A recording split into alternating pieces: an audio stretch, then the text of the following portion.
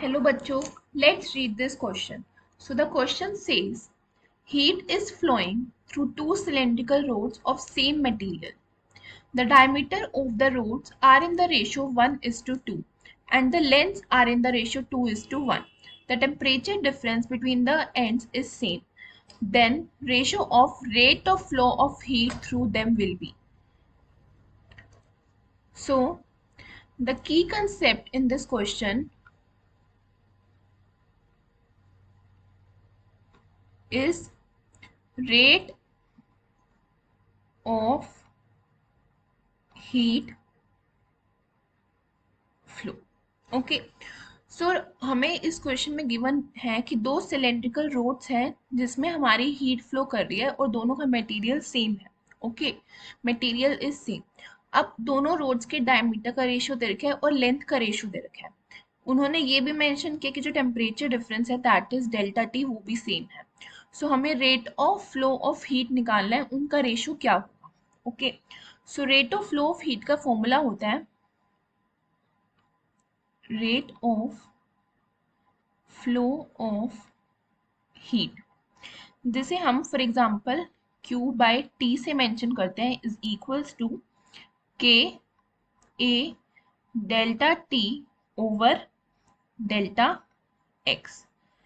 Okay, so K हमारा क्या होता है, यहाँ पे कांस्टेंट होता है, थर्मल कांस्टेंट. A हमारा एरिया, डेल्टा T जो होता है वो हमारी क्या होता है, टेम्परेचर डिफरेंस, और डेल्टा X इज लेंथ. सो हमें Q बाई T, ये हमारा रेट ऑफ हीट फ्लो है, हमें इसका रेशो फाइंड आउट करना है. ओके, सो हमारा कांस्टेंट क्या क्या है, उन्होंने बोला सेम मटेरियल है, so K will be constant क्योंकि that depends upon value of material.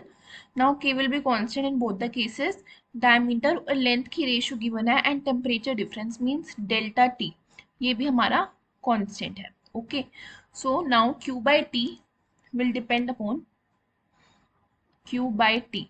अगर हमने देखा, so that is dependent upon A over delta X rate. Okay, where A is area and delta X is length.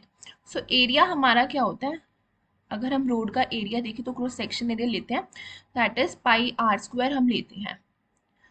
And in terms of diameter, वो diameter की terms में भी pi d square के proportional होगा.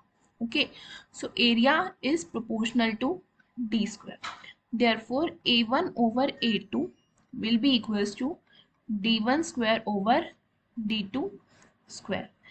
Therefore, rate का ratio अगर हम लिखें, so rate r1 over r2 will be equals to a1 over a2 into delta x2 over delta x1, and a1 over a2 can be written as d1 square over d2 square multiply by delta of x2 over delta of x1. Now in question, the ratio of diameter is given as 1:2 and the ratio of length is given as 2:1. So ratio of diameter 1:2. So that will be 1 over 2 whole square into length का ratio हमारा क्या था, 2:1. 2:1 मतलब delta x1 over delta x2 is 2:1.